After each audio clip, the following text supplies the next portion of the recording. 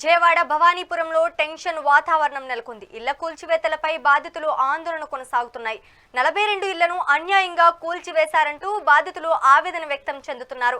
ఆందోళన నేపథ్యంలో ఇద్దరు అస్వస్థతకు గురయ్యారు. వారిని ఆసుపత్రికి తరలించారు. ప్రభుత్వం స్పందించి న్యాయం చేయాలని బాధితులు డిమాండ్ చేస్తున్నారు.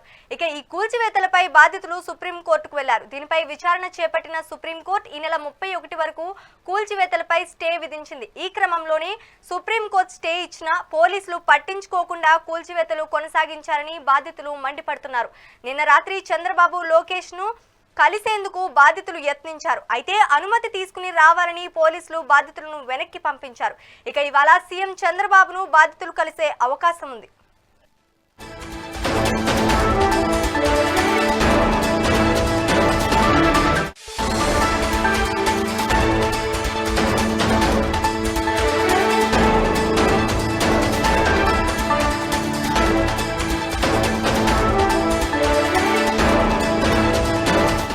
విజయవాడ భవానీపురంలో టెన్షన్ వాతావరణం నెలకొంది. ఇళ్ల కూల్చివేతలపై బాధితులు ఆందోళన కొనసాగుతున్నాయి. 42 ఇళ్లను అన్యాయంగా కూల్చివేశారంటూ బాధితులు ఆవేదన చెందుతున్నారు.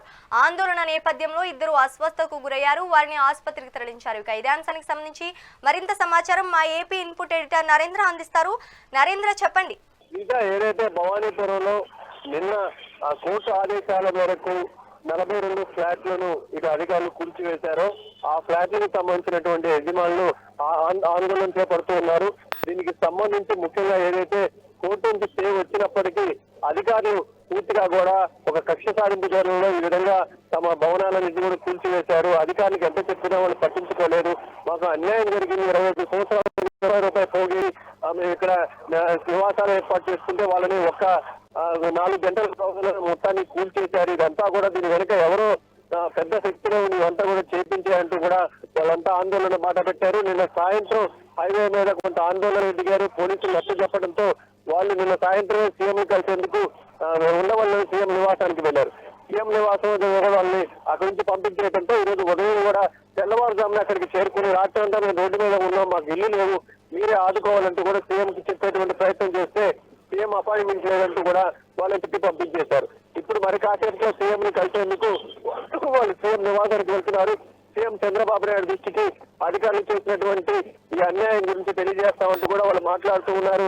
మొత్తంగా అధికార యంత్రాంగం అంతా కూడా ఏకపక్షంగా వ్యవహరించడం వల్లే మేము నష్టపోయాము. ఒక పక్క సుప్రీంకోర్టు నుంచి ఆదేశాలు వచ్చాయని చెప్పినా సరే ఆ టెక్నికల్ కారణాలు చెప్పించి మా భవనాలన్నీ కూడా కూల్చేశారంటూ ఇది వాళ్ళంతా కూడా అధికారుల మీద ఆగ్రహం వ్యక్తం చేస్తున్నారు. Sreeja, right, thank you for the update Narendra.